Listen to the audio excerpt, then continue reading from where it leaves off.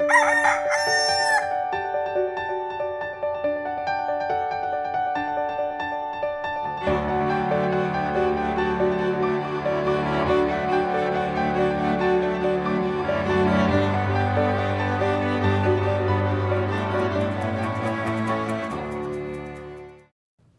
umaga po mga kaibigan.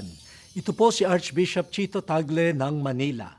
Magkape at pandasal po tayo. Pagnilayan po natin ang dangal ng pag-aasawa.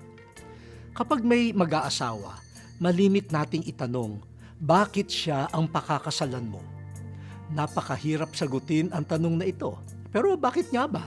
Dahil ba sa ganda at kisig? O sa sipag at galing?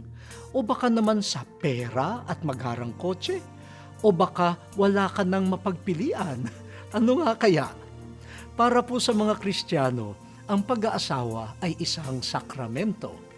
Sa pagsasama ng mag-asawa ng may pagmamahal at pagtatalaga ng sarili habang buhay, ipinamamalas nila ang pag-ibig ni Kristo sa simbahan.